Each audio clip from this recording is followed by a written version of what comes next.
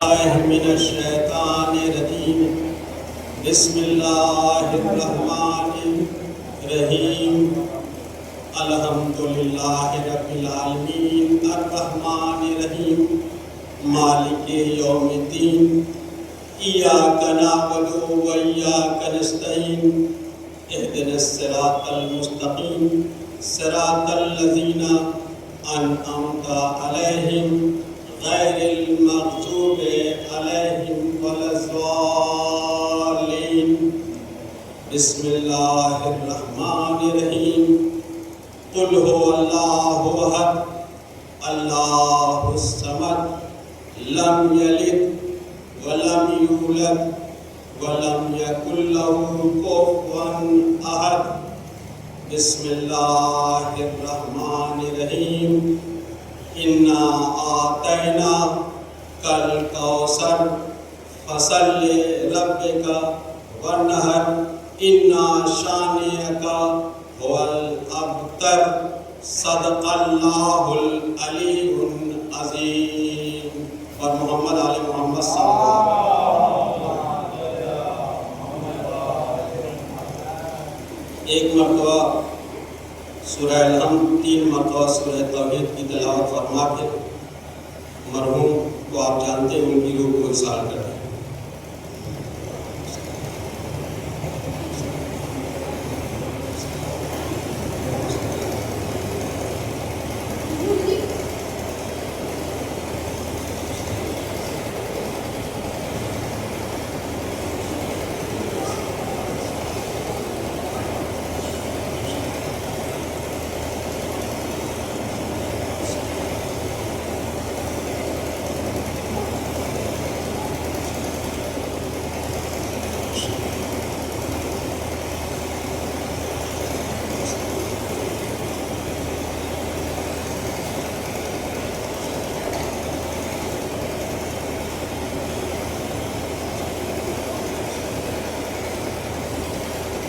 اس سے بہتر انداز میں ایک سلوات کا سہارا دیں۔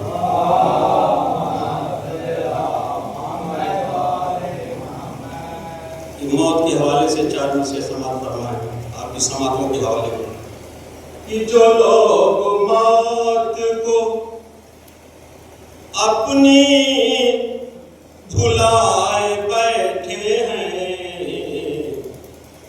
کہ جو لوگ موت کو اپنی بھلائے بیٹھے ہیں، وہ زندگی کو تماشا بنائے بیٹھے ہیں، کہ جو لوگ موت کو اپنی بھلائے بیٹھے ہیں، وہ زندگی کو تماشا بنائے بیٹھے ہیں، تو کریں گے سامنا کیسے، کریں گے سامنا نبی کا محشر میں، جو حق رسول کی بیٹی کا کھائے بیٹھے ہیں، جو حق رسول کی بیٹی کا کھائے بیٹھے ہیں۔ صلوات پڑھیے گا محمد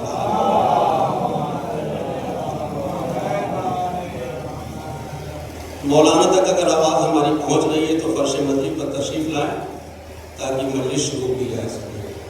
اس سے بہتر انداز میں ایک صلوات کا سہارا دیں۔ کہ نہ اٹھ سکو گے تمہیں ایسی نیند آئی ہے، کہ نہ اٹھ سکو گے تمہیں ایسی نیند آئی ہے، یہ کیسی غم کی گھڑی موت نے دکھائی ہے، یہ کیسی غم کی گھڑی موت نے دکھائی ہے، کہ تیرے وجود سے بھیا تلک تھیاں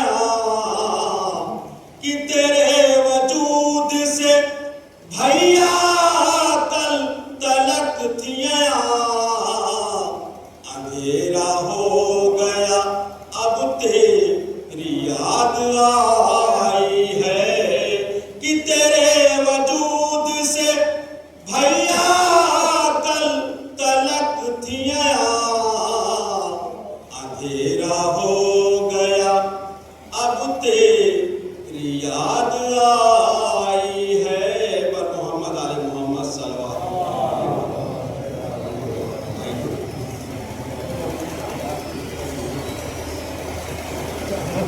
چارویں سے امام حسین اسلام کے والد سماعت فرمانے برابر ہم پڑھتے رہتے ہیں اس میں کہ دنیا میں جو محب شہ مشرقین ہے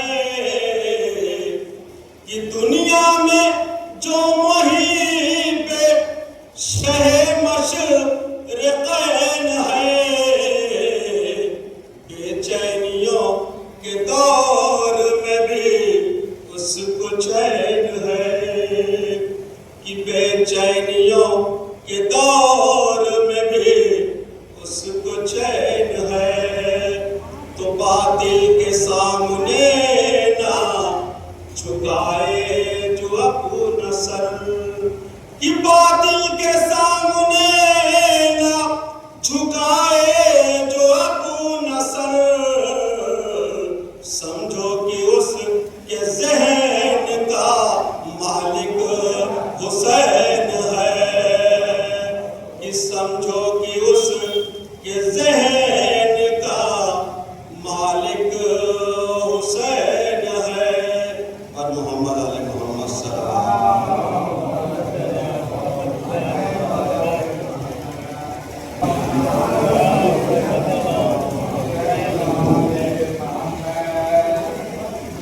حضرات ایک بار سورہ ہم 3 بار سورہ توحید کی تلاوت فرما کے سید فضل امام ابن ناظم حسین کے روح کی دعا پڑھا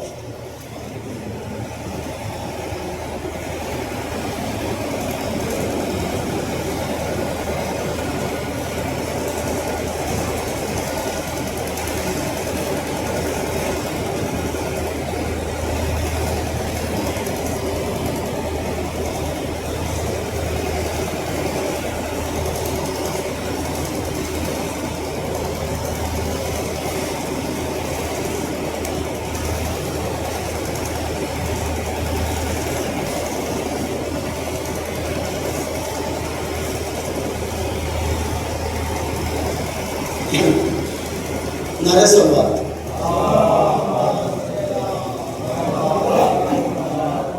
خالق سے جو ملا کہ وہ ہادی حسین ہے خالق سے جو ملا کہ وہ ہادی حسین ہے کر رہا ہے جس سے موت کو غازی حسین ہے کہتی ہے فخر سے یہ رسولوں کی محنتیں ہم ہیں جمع ہماری جوانی حسین ہے ہم ہیں جمع ہماری جوانی حسین ہے زینب بڑے ہی فخر سے کہتی تھی بات یہ میں اس کی ہوں بہن میرا بھائی حسین ہے میں اس کی ہوں بہن میرا بھائی حسین ہے اسلام کیا چکائے گا زہرا کے قرض کو زہرا وہ ماں ہے جس کی کمائی حسین ہے زہرا وہ ماں ہے جس کی کمائی حسین ہے اسلام بولا میری حفاظت کے واسطے محشر تلک اکیلا ہی کافی حسین ہے نعرہ صلوات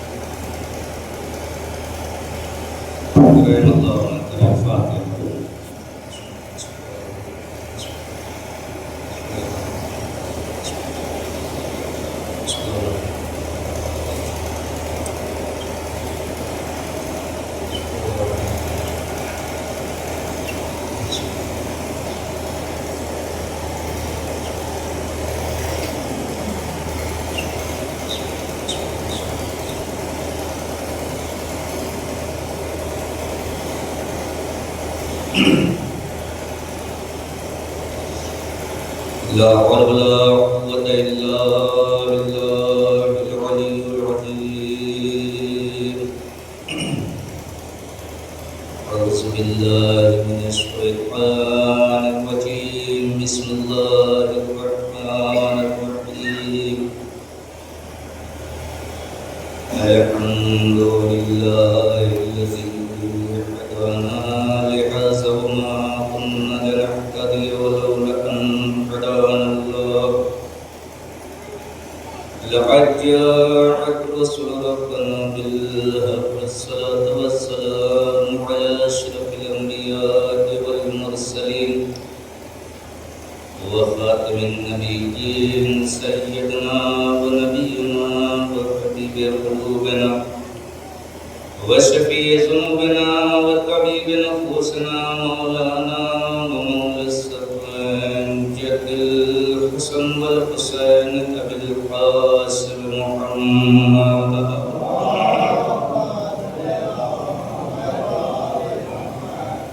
وعلى آله الطيبين الطاهرين المعصومين المظلومين ولعنة الله على أعدائهم أجمعين. أما بعد فقد قال رسول الله صلى الله عليه وآله وسلم: بسم الله الرحمن الرحيم. زينوا مجالسكم بذكر علي بن أبي طالب. صلاة على محمد.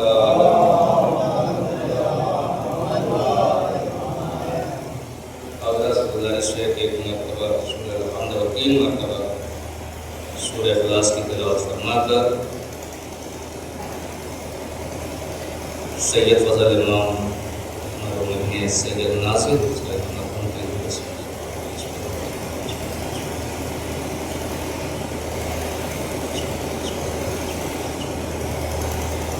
اللہ.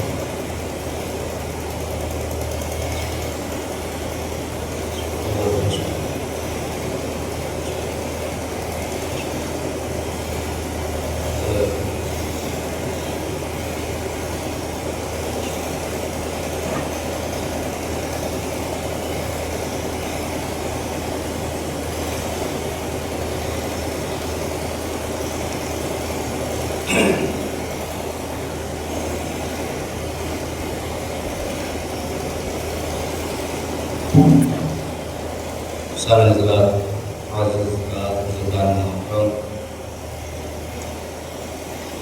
اللہ کے حبیب حضرت محمد مصطفیٰ صلی اللہ علیہ وسلم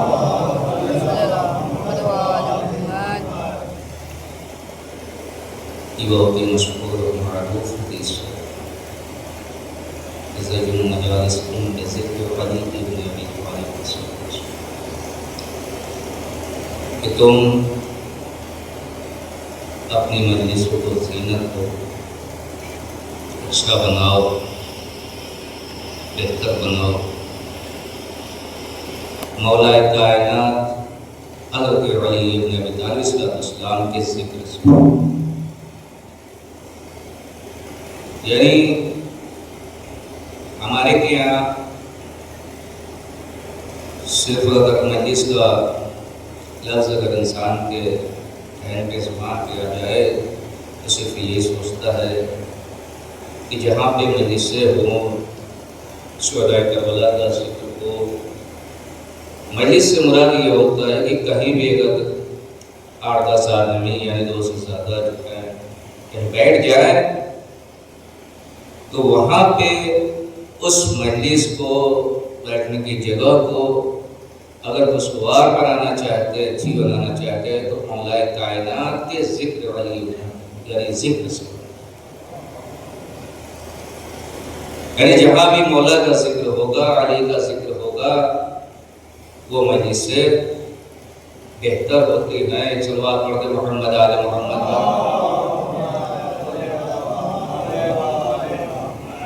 تو حضرات محترم، یہ عیسائی ثواب کی مجلس ہے، ایک مرحوم کے مجلس ہے. لہذا خداوند عالم بھی اپنی محکم کتاب قرآن مجید میں ارشاد فرما رہا ہے کہ هل أتى على الناس حين من الدهر لم يكن شيئا مذكورا. کیا کوئی ایسا زمانہ بھی گزرا ہے کہ جس میں انسان کا ذکر نہ ہوا؟ عزیزان محترم، ہر زمانے میں انسان کا ذکر ہوا ہے اور تا قیامت ہوتا رہے گا. جیسا کہ ابھی آپ کے سامنے حدیث میں نے پیش کی ہے، عزیزان محترم، کلمہ طیبہ کا پڑھنے والا ہر انسان جو ہے، کلمہ لا الہ الا اللہ کا پڑھنے والا ہر فرد جو ہے اپنے اپنے علم اور اعتقاد کے مطابق میرے مولا کی تعریف کرتا ہے۔ ابھی آپ نے دیکھا کوئی میرے مولا کی تعریف رباعی سے کر رہا ہے، کوئی قطعات سے کر رہا ہے، کوئی قصیدے سے کر رہا ہے، کوئی سلام سے کر رہا ہے، یعنی مولا کائنات کی تعریف اپنے اعتبار سے اپنے علم و اعتقاد کے مطابق جو ہے ہر فرد کر رہا ہے۔ ہم تو ایک خاکی انسان ہیں، بندے رہے۔ ارے مولا کائنات پر جب خالق کائنات کی نگاہ پڑی تو وہ بھی قرآن مجید میں جو ہے مولا کائنات کے قصیدے فخر سے پڑھا۔ ہم تو بھی انسان ہیں، گناہگار انسان ہیں، جب خالق کائنات کی نگاہ مولا کائنات پر پڑی، جب اسے میدان میں لڑتے ہوئے دیکھا تو قرآن میں قصیدے پڑھ رہا ہے، کأنہم بنیان مرصوص، گویا کہ یہ شیشہ پلائی ہوئی دیوار ہے۔ جب اس کے علم پر نگاہ پڑی تو فرمایا ومن عنده علم الکتاب، اسے پوری کتاب کا علم ہے۔ جب اس کی طہارت پر نگاہ پڑی تو فرمایا جو ہے انما یرید اللہ لیذھب عنکم الرجس اہل البیت ویطہرکم تطہیرا، یعنی اس کے پورے اہل بیت یعنی پورے کنبے والے کے لیے خدا نے کہہ دیا کہ یہ وہ ہے جسے خدا بند عالم ہر نجس سے دور رکھتا ہے۔ ایک صلوات پڑھ دیں محمد آل محمد۔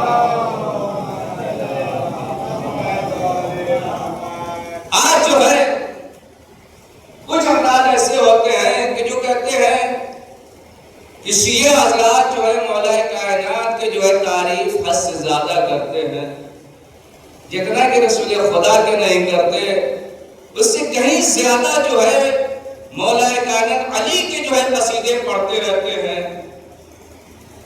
تو جواباً عرض یہ ہے کہ نہ تو شیعہ اپنی طرف سے کسی کو بڑھاتے ہیں نہ کسی کو گھٹاتے ہیں، بس جس کو خدا نے جو ہے نبی کہا ہم اسے نبی مانتے ہیں، جسے خدا نے علی کہا ہم اسے علی کہتے ہیں، جسے خدا نے ولی کہا ہم اسے ولی کہتے ہیں، اور جسے رسول خدا نے جو ہے غدیر خم کے میدان میں اپنے ہاتھوں پر اٹھا کے کہا من کنت مولا فہذا علی المولا، ہم اسے مولا کہتے ہیں، اور جسے خدا نے کچھ نہیں کہا ہم اسے کچھ نہیں کہتے۔ صلوات پڑھ دیں محمد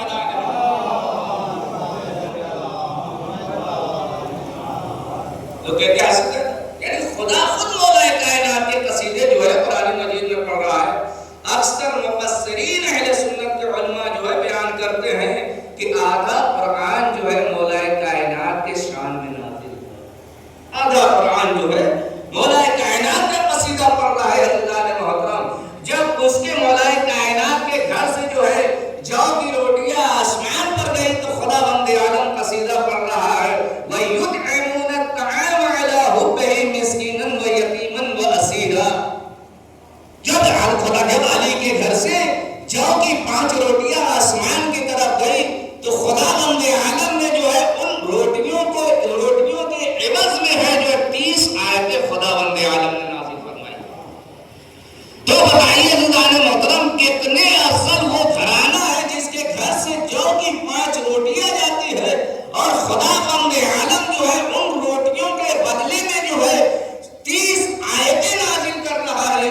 تو اب آپ اندازہ لگائیں کہ ایک روٹی کا وزن کتنا ہوگا، یعنی نبی کے گھر سے جو ہے جو کی جو ہے 5 روٹیاں آسمان کی طرف گئی تو خدا بند عالم نے جو ہے ان 5 روٹیوں کے عوض میں جو ہے 30 آیتیں نازل کر رہا ہے، تاکہ پتہ چلا کہ ایک روٹی کے عوض میں جو ہے خدا بند عالم نے 6 آیتیں نازل کی۔ اب یہ اندازہ کیسے ہو کہ عزیزان محترم کہ اہل بیت کتنے افضل ہیں، کتنے باوقار ہیں۔ عزیزان محترم تاریخ بتاتی ہے، آپ دیکھ لیجئے کہ جناب یوسف علیہ السلام جو اللہ کے نبی پیغمبر، جب جناب یوسف ابھی اب آپ کو اندازہ لگا ہو جائے گا کہ اہل بیت کتنے افضل ہیں، ان کا گھرانہ کتنا افضل ہے۔ جب جناب یوسف علیہ السلام کو جب ان کے بھائیوں نے جو ہے لے جا کر جو ہے ایک کنویں میں ڈال دیا۔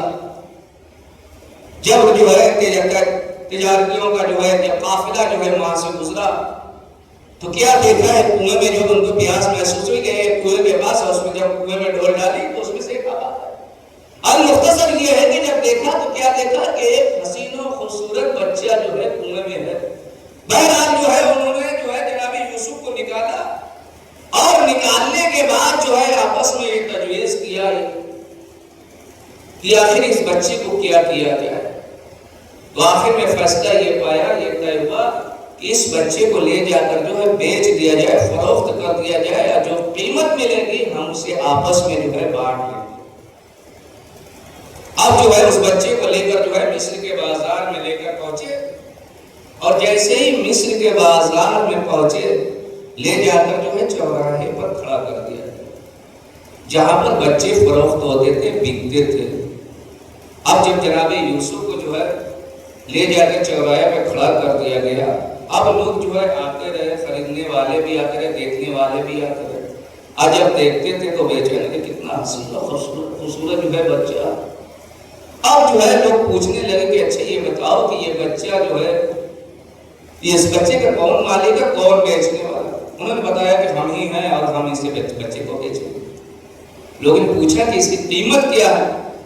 تو بیچنے والوں نے کہا کہ اس کی قیمت یہ ہے کہ جو اس بچے کے ہم وزن جو ہے رقم دے دے، دولت دے دے گا، یہ بچہ اسی کا ہو جائے گا۔ اب لوگ جو ہے سن کے جو ہے لوگ چلے جاتے تھے۔ اب اتنی کسی کے پاس رقم نہیں تھی کہ وہ جو ہے یوسف پیغمبر کو خرید لے۔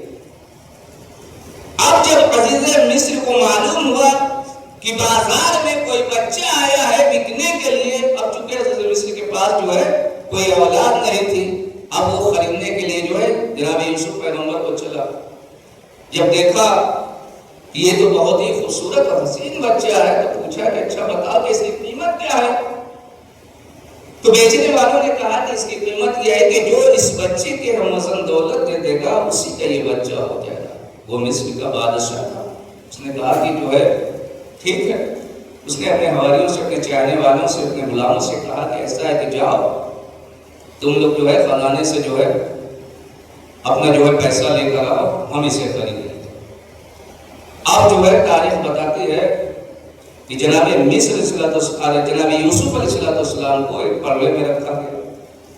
اب جو ہے ایک پردے میں جو ہے عزیز مصر کا خزانہ آ کر رکھتا گیا، یہاں تک کہ جو ہے عزیز مصر کا سارا جو ہے خزانہ ختم ہو گیا، لیکن جناب یوسف پیغمبر کے پردے کو ذرا سا بھی جنبش نہیں ہوئی۔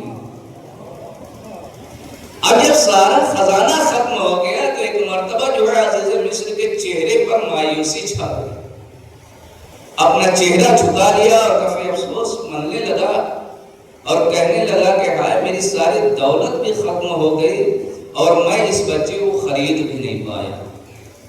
اب اللہ کے نبی نے جب دیکھا عزیز مصر کے چہرے کی طرف تو کہا کہ عزیز مصر مایوس کیوں ہو رہا ہے؟ تم مجھے ایک قلم دے دو اور ایک ورق دے دو۔ اب دیکھیے عزیز مصر جو ہے کافر ہے، لیکن جیسے ہی جناب یوسف پیغمبر نے کہا کہ تم مجھے ایک قلم دے دو اور ایک ورق دے دو، اسے فوراً جو ہے یہ یقین ہو گیا کہ یہ بچہ کچھ نہ کچھ یہ کرنے والا ہے، لہٰذا اسے قلم اور دعوت، قلم اور ورق دے دینا چاہیے۔ ایک وہ تھے جو رسول کے پہلو میں جو ہے 12 بیٹھنے والے تھے، لیکن جب انہوں نے قلم اور ورق دعوت مانگی تو کہہ دیا نعوذ باللہ کہ یہ ہذیان کا ہے۔ یہاں پہ دیکھیے کتنا جو ہے عزیز مصر جو ہے مہارت، اس نے فوراً جو ہے اپنے عزیز اور حواریوں کو کہا کہ جاؤ جو ہے قلم اور ورق لے کر آؤ۔ حواری گئے اور جانے کے بعد قلم اور ورق لیا اور لینے کے بعد جو ہے لے کے فوراً جو ہے عزیز مصر کے پاس آئے اور دے دیا، کہا کہ لیجیے یہ۔ انہوں نے فوراً جو ہے لیا اور لینے کے بعد جو ہے جناب یوسف کے حوالے کیا۔ جیسے ہی جناب یوسف پیغمبر نے جو ہے ورق اور قلم کو لیا، لینے کے بعد اس پر صرف بسم اللہ الرحمن الرحیم لکھا، اور بسم اللہ الرحمن الرحیم لکھنے کے بعد جو ہے عزیز مصر کو دے دیا اور دینے کے بعد کہا کہ لے اپنے خزانے والے پڑھنے میں اسے ڈال دے۔ جیسے ہی عزیز مصر نے بسم اللہ الرحمن الرحیم کی تحریر کو لیا اور لینے کے بعد جو ہے اپنے خزانے والے پڑھنے میں ڈالا، ویسے ہی خزانہ اور جو خزانے کا پلڑا جو ہے جو کہ عزیز مصر کا جو جناب یوسف کا پلڑا جو ہے ہلکا ہو گیا، تو پتہ چلا کہ ایک یوسف پیغمبر جو ہے ایک آیت کے برابر نکلے، اور جناب سیدہ کے ہاتھوں کی پکی ہوئی روٹیاں جب آسمان کی طرف گئی ہے تو ایک روٹی کے بدلے میں جو ہے 6 آیتیں نازل ہوئی۔ اب آپ فیصلہ کریں کہ جو ہے جناب یوسف پیغمبر وزن ہے یا اہل بیت جناب سیدہ کے ہاتھ کی پکی ہوئی روٹیاں وزن؟ ایک صلوات پڑھتے ہیں محمد علیہ۔ یہ ہے اہل بیت علیہ السلام کہ جو ان کے ہاتھوں کی صرف پکی ہوئی روٹیاں آسمان کی طرف جا رہی ہے، ایک روٹی کے بدلے میں جو ہے خدا بند آدم نے جو ہے 6 جب مولا کہ یہ تو خدا بند عالم جو ہے مولا کائنات کے قصیدے قرآن مجید میں پڑھ رہا ہے، جب جناب رسول خدا کی نظر پڑی تو فرمایا یا علی ما عرفک الا اللہ، علی تیری حقیقت کو کوئی نہیں جانتا سوائے اللہ اور رسول کے۔ اب جب یہ حدیث جب رسول خدا نے فرمائی تو جناب سلمان میں تھے مدینہ میں۔ اب جناب سلمان نے جیسے اس حدیث کو سنا، اب جو لوگ جناب سلمان سے پوچھتے تھے تو جناب سلمان جو ہے اسی حدیث کے ظاہر میں جو ہے لوگوں سے جواب دیا۔ ایک مرتبہ دیکھیں رسول اللہ نے کس طرح کہ علی کی فضیلت ہے، یا علی ما عرفک الا اللہ، ورنہ اے علی تیری حقیقت کو کوئی نہیں جانتا سوائے اللہ اور رسول کے۔ ایک مرتبہ جو ہے جناب سلمان فارسی جو ہے مسجد نبی سے جو ہے عبادت سے جو ہے فارغ ہو کر جو ہے بازار کی طرف جب نکلے ہیں تو راستے میں کسی نے پوچھا کہ سلمان تم کہاں سے آ رہے ہو؟ تو جناب سلمان نے کہا کہ میں تو مسجد نبی سے آ رہا ہوں۔ تو انہوں نے پوچھا کہ اگر مسجد نبی سے آ رہے ہو تو مسجد نبی میں کون کون ہے؟ علی کی فضیلت دیکھو۔ کہا کہ ایک اللہ کا رسول ہے، دوسرا وہ شخص ہے کہ جسے میں پہچانتا ہوں۔ اب دونوں جو ہے اپنے دل میں خیال پیدا کرنے لگے، سوچنے لگے، سوچنے پر مجبور ہو گئے۔ کہا کہ آخر کون مسجد نبی میں آتے ہیں کہ جسے جو ہے سلمان پہچانتے ہی نہیں ہیں، آؤ ذرا چل کر دیکھتے ہیں مسجد میں۔ اب جب دونوں بزرگ جو ہے مسجد کے دروازے پر آئے تو کیا دیکھا کہ ایک اللہ کا رسول جو ہے اور ایک علی جو ہے محو عبادت ہے۔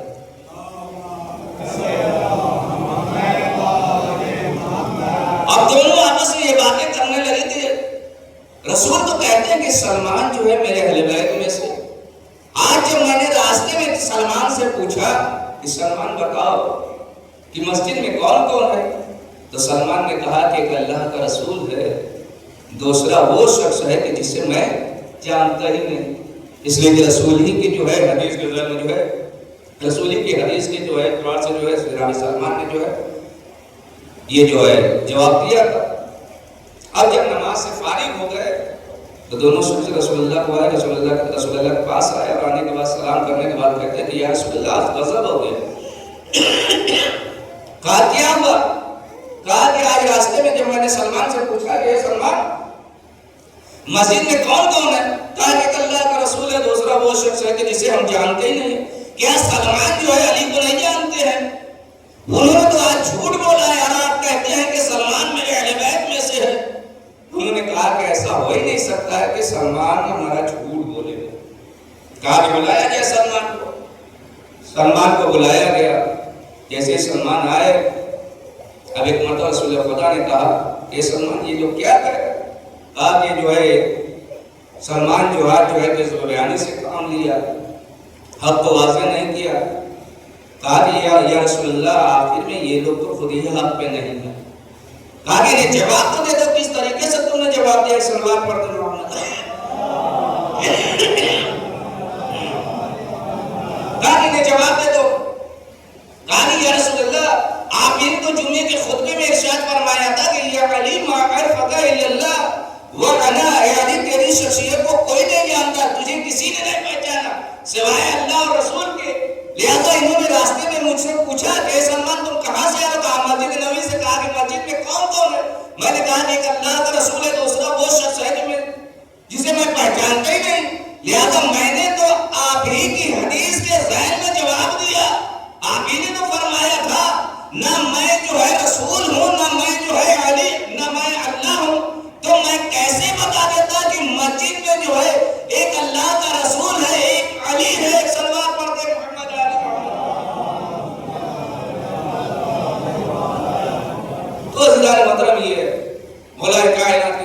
لیکن یہ ایصال ثواب کی مجلس عزیزان محترم، خدا بند عالم جو ہے اپنی محکم کتاب قرآن مجید میں ارشاد فرماتا ہے کہ کل نفس ذائقۃ الموت، ہر نفس کو موت کا ذائقہ چاہیے۔ کوئی دنیا میں یہ یہاں پہ رہنے والا، دنیا فانی ہے، مٹ جانے والی ہے، کوئی نہیں مل رہنے والا۔ تو عزیزان محترم، جب مٹ جانے والا، یہ دنیا مٹ جانے والی ہے، تو ہمیں کیا کرنا چاہیے؟ جب ہمیں یہاں سے، جب انسان ایک سفر پر، چھوٹے سفر پر جاتا ہے تو ذات راہ لے کر جاتا ہے کہ کہیں راستے میں کوئی جو ہے دقت کا سامنا نہ کرنا پڑے۔ اور انسان تو ایسے کے سامنے جا رہا ہے جو خدا کا پالنے، جو ساری دنیا کا پالنے والا ہے۔ تو ہمارے ساتھ کچھ نہ کچھ ہونا چاہیے کہ جو ہم یہاں سے جائیں تو ہم لے کر جائیں۔ زبان تاریخ بتاتی ہے انسان جو ہے، انسان دنیا سے چلا جاتا ہے، سب کچھ ختم ہو جاتے ہیں، لیکن ایک ایسی یہ عمل خیر انسان کا ہوتا ہے جو ساتھ میں جاتا ہے۔ اس کے علاوہ دنیا میں کچھ نہیں ہے، دنیا سے وہ انسان کچھ نہیں لے کر جاتا، صرف عمل خیر اس دنیا سے لے کر جاتا ہے جو اس نے اچھا کام کیا۔ وہ عمل خیر کیا انسان جو ہے اپنے زندگی میں کسی کی نیکی کی ہو، کسی کی بھلائی کی ہو، کوئی چیز میں اس نے ایسا کام کر دیا کہ جو اس کا جو ہے ثواب جو ہمیشہ تک کے لیے جو ہے جاری رہے، جسے صدقہ جاریہ کہتے ہیں۔ یہ ہے انسان کو چاہیے کرتا ہے۔ ایک صرف اگر ایک مدرسے میں انسان اگر کچھ دے رہا ہے، اگر صرف 100 روپے کا دے رہا ہے، تو اس پیسے سے اگر جتنے بچے جو ہے تعلیم حاصل کریں گے، اس کا ثواب جو ہے اس کے نام اعمال میں صرف بسم اللہ الرحمن الرحیم کہ اگر آپ برکت سمجھ جائیں گے تو جو قرآن پورا پڑھ لے تو اس کی کیا برکت ہے۔ طالب بنتا ہے کہ جب جناب عیسیٰ علیہ السلام ایک راستے سے جا رہے ہیں، ان کے صحابی بھی ان کے ساتھ ہم رہتے ہیں، کیا ان کا ایک قبرستان سے گزر ہوا، کیا دیکھا کہ قبرستان پر جو ہے خدا کی طرف سے عقاب الہی نازل ہو رہے، عقاب نازل ہو رہے۔ ان کے صحابیوں نے جناب عیسیٰ پیغمبر کے صحابیوں نے پوچھا، یا نبی اللہ یہ کیا ہو رہا؟ جناب عیسیٰ علیہ السلام نے فرمایا کہ یہاں سے راستہ گزر لو۔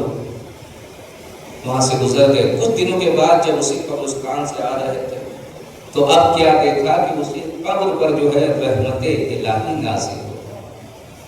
پھر ان کے چاہنے والوں نے پوچھا، یا نبی اللہ آخر ماجرا کیا ہے کہ جب ہم یہاں سے جا رہے تھے تو اسی قبر پر جو ہے عذاب الہی نازل ہو رہی تھی، اور جب واپس لوٹ رہے ہیں تو اسی قبر پر رحمت الہی نازل۔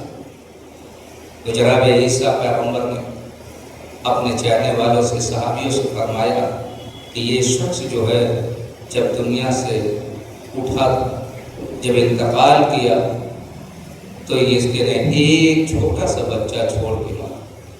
جب وہ بچہ پڑھنے کے قابل ہو گیا تو اس کی شریک حیات نے، اس کی بیوی نے جو ہے اسے ایک معلم کے پاس بیٹھایا۔ جیسے ہی معلم نے کہا کہ بیٹا کہو بسم اللہ الرحمن الرحیم، جیسے ہی اس بچے نے بسم اللہ الرحمن الرحیم کہا، میری رحمت جوش میں آئی اور میں نے اس کے قبر کے عذاب کو جو ہے وہ کھا لیا معاف۔ ایک بسم اللہ الرحمن الرحیم صرف پڑھ کے جو بچہ اس کے قبر، اس کے باپ کے جو ہے قبر کے عذاب کو خدا بند عالم اٹھا لے، تو جو بچہ پورا قرآن پڑھ لے اور اپنے والدین کو ایصال ثواب کرتا رہے، اس کی کیا عظمت ہوگی۔ ایک صلوات پڑھ دے محمد عزیزان محترم، یہ اس مجلس اسی لیے ایصال ثواب اسی لیے رکھی جاتی ہے کہ اس کے سہارے سے، مجلس کے وسیلے سے مرحومین کے نام اعمال میں اس کا ثواب پہنچتا ہے اور اس کے گناہ جو ہے جو ختم ہو گیا۔ اللہ اکبر۔ یہ مجلس شہدائے کربلا، ہم مرنے والے کے گھر والوں کے لیے یہ تعزیت کا بھی سبب بنتا ہے، کیونکہ لوگ آتے ہیں تو مرنے والے کے سر پر جو ہے ہاتھ رکھتے ہیں اور تعزیت پیش کرتے ہیں، جیسا خدا بند عالم فرماتا ہے قرآن مجید فَعَمَّ الْيَتِيمَ فَلَا تَقْهَرْ، یعنی تم یتیموں کے ساتھ جو ہے شفقت اور مہربانی سے پیش ہو۔ تاریخ میں ملتا ہے کہ جب کوئی انسان جب یتیم کے سر پر جو ہے ہاتھ پھیرتا ہے تو اس کے ہاتھ میں جتنے بال آتے ہیں خدا بند عالم جو ہے جو ان بالوں کے تعداد کے برابر جو ہے اس کے گناہوں کو جو ہے خدا بند عالم معاف۔ تو یہ تعزیت کا یہ فرصت دینے کی وجہ سے وہ بنتا ہے۔ تاریخ بتاتی کہ امام حسین علیہ السلام کربلا کے میدان میں جب آئے، ایک دن اسلام کو بچانے کے لیے اپنے ایک اصحاب و انصار کو جو ہے میدان میں بھیجتے اور جا کر درجہ شہادت پر فائز ہوتے رہے۔ آخر میں خود امام حسین جو ہے اپنی شہادت کا عظیم نذرانہ بارگاہ خالق میں پیش کرنے کے لیے جب تیار ہوئے تو سب سے پہلے خیمے میں آئے۔ جب خیمے میں آئے تو تاریخ بتاتی ہے کہ بیمار بیٹا بس میں پڑا۔ ایک مرتبہ مولا حسین سید سجاد کے پاس آتے ہیں اور آنے کے بعد شانہ کو پکڑا اور بیدار ہوا، لیکن سید سجاد بیماری کی وجہ سے اتنا کمزور اور لاغر نہیں ہو چکے تو بستر سے نہ اٹھ سکے۔ جناب زینب یہ منظر دیکھ رہی تھی۔ جناب زینب آگے بڑھتی ہے اور آگے بڑھ کر اپنے بھتیجے کو سہارا دیتی ہے۔ سہارا دے کر کہتے ہیں بیٹا سید سجاد اٹھو، دیکھو تمہارے بابا آئے ہیں۔ اللہ اکبر۔ تاریخ بتاتی کہ سید سجاد بستر سے اٹھے لیکن اپنے بابا کو پہچان نہ سکے، کہ اس لیے کہ امام حسین علیہ السلام کے جسم پر اتنی بھی جگہ نہ تھی، خالی نہیں تھی کہ جہاں حسین کو جو ہے زخم نہ لگے ہو۔ اللہ اکبر۔ تاریخ بتاتے ہیں امام حسین نے کہا اے بیٹا سید سجاد، یہ تمہارا بابا آخری رخصت کے لیے تمہارے پاس آیا ہے۔ اے بیٹا سید سجاد، تم آج سے امام وقت ہو، اہل حرم تمہارے حوالے ہیں۔ اے بیٹا سید سجاد، جب قید شام سے چھوٹ کر مدینے جانا تو مدینے والوں کو میرا سلام کہہ دینا۔ اللہ اکبر۔ تاریخ بتاتی ہے اس کے بعد سید سجاد سے رخصت ہوتے ہیں۔ رخصت ہونے کے بعد اپنی بہن زینب کے قریب آئے اور آنے کے بعد کہتے ہیں بہن زینب ارے میرے لباس کا صندوق لاؤ۔ جناب زینب جو ہے امام حسین علی مقام کے لباس کا صندوق لاتی ہے اور لانے کے بعد جو ہے جیسے ہی امام حسین کے سامنے رکھا، امام حسین نے اس لباس اس صندوق کو کھولا اور ایک لباس کو نکالا۔ نکالنے کے بعد جو ہے اس لباس کو جگہ جگہ سے تار تار کر دیا۔ تار تار کرنے کے بعد امام حسین نے خود سے بے تن کیا۔ جناب زینب نے دیکھا تو دیکھ کے تڑپ گئی اور تڑپ کے کہتی ہے بھیا حسین، آپ نے اس لباس کو صندوق سے نکالا اور نکالنے کے بعد اسے جگہ جگہ سے تار تار کیوں کر رہے ہیں؟ مولا حسین نے فرمایا اے بہن زینب، ہم نے اس لیے اس لباس کو جگہ جگہ سے تار تار کیا ہے کہ جب میں میدان کربلا میں جب گھوڑے سے گروں تو دشمن اس لباس کو بیکار سمجھ کر میرے تن سے نہ اتارے، لیکن ہائے ظالموں نے امام حسین کے جسم پر وہ بھی لباس نہیں چھوڑا۔ اللہ اکبر۔ تاریخ بدر۔ پھر اس کے بعد جو ہے مولا حسین جو ہے اپنی بہن زینب سے رخصت ہونا چاہتے ہیں۔ ایک مرتبہ جو ہے جناب زینب نے فرمایا اے بھیا حسین، اماں نے فرمایا تھا کہ جب حسین آخری رخصت کے لیے خیمے میں آئے تو تم بوسے کا نبی کے بوسے لے لینا۔ اللہ اکبر۔ جناب زینب جو ہے اپنے بھائی کے گلے کو بوسے دیتی ہیں اور بوسہ دینے کے بعد جو جیسے ہی بوسہ دے کے ہٹتی ہے، ایک مرتبہ مولا حسین نے جو ہے جناب زینب کے شانوں کا بوسہ دیا۔ ایک مرتبہ زینب نے پوچھے بھیا حسین اس کا کیا سبب ہے؟ حسین نے فرمایا اے بہن زینب، ارے میری شہادت کے بعد جو ہے ان شانوں میں رسن باندھی جائے گی اور کوئی تجھے بچانے والا مختصر جو ہے امام حسین جو ہے بیویوں سے رخصت ہونے کے بعد خیمے کے در پر آئے. اب حسین کو کوئی سوار کرنے والا نہیں ہے. مقتل کی طرف رخ کیا. رخ کرنے کے بعد کہتے ہیں عباس ارے کہاں ہو آج تجھے مجھے کوئی سوار کرنے والا نہیں ہے, آؤ مجھے سوار کرو. قاسم کہاں ہو, آؤ مجھے سوار کرو. اللہ اکبر. تاریخ بتاتی ہے زینب سی بہن سے کہا نہ گیا. زینب آگے بڑھتے کہتے ہیں بھیا حسین آپ گھوڑے پر سوار ہوئیے, زینب اس کام کو انجام دے گی.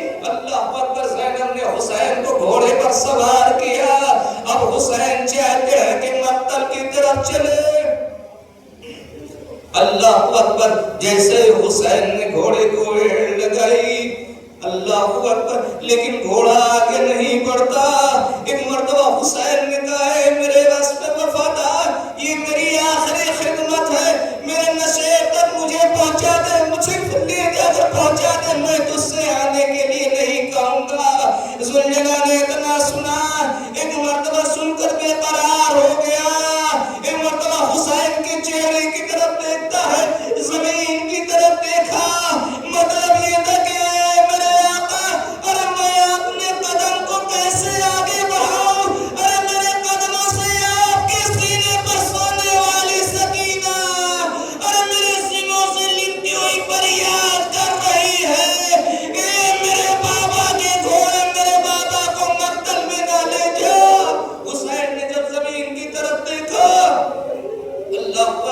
جب زمین کی طرف دیکھا تو کیا دیکھا کہ حسین کے سینے پر سونے والی سکینہ گھوڑے کے سینوں سے لپٹی ہوئی ہے. حسین گھوڑے سے زمین پر اترے, کربلا کی جلتی ہوئی زمین پر لیٹ جاتے ہیں.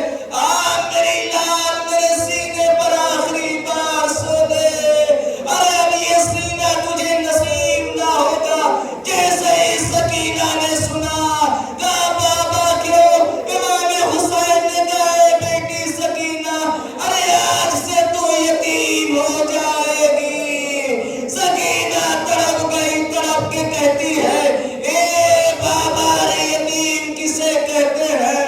حسین نے کہا بیٹی ارے جس کے سر سے ردا چھن جائے, جس کے رخساروں پر تماچے لگنے لگے, ارے سمجھ لینا کہ وہ یتیم ہو گئی. حسین اس کے بعد میدان کارزار میں آئے. ارے ظالموں نے تیروں کی بارش شروع کر دی.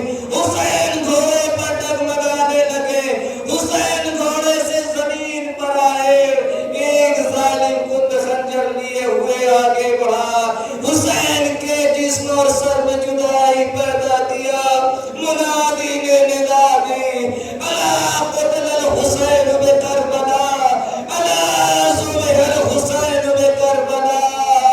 ارے زینب کے جب کانوں تک یہ آواز پہنچی, سید سجاد کے پاس آئی. اے بیٹا سید سجاد, ارے دیکھو کیا قیامت آ گئی. سید سجاد نے کہا اے پھوپھی اماں, ارے ذرا خیمے کا پردہ ہٹائیے. جب خیمے کا پردہ ہٹا تو سید سجاد نے کیا دیکھا, بابا کا سر منہ کے میدان. مولا سجاد نے کہا السلام علیکہ یا عبداللہ, السلام علیکہ یا ابن رسول. بارے ڈالے محمد علی محمد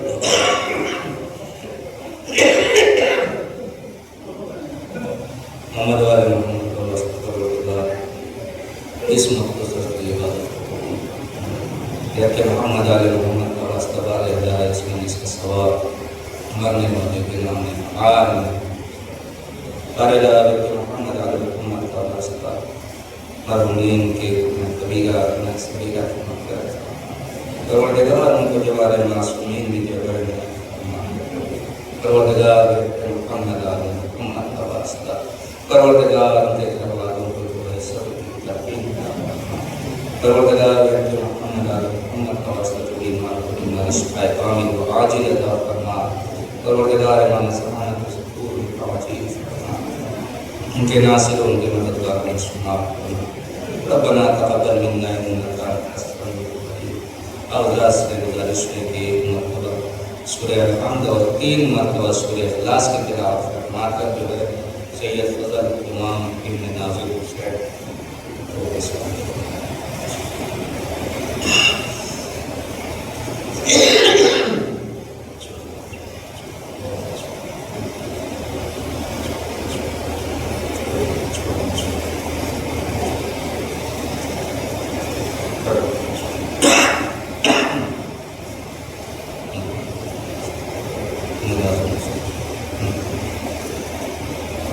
بسم اللہ الرحمن الرحیم اللہم صلی علی علیہ وسلم بری و محافظ و مقاعد ناصر و دلیل و مقبار و سکنہ و تمتعہ فیہا قلیلا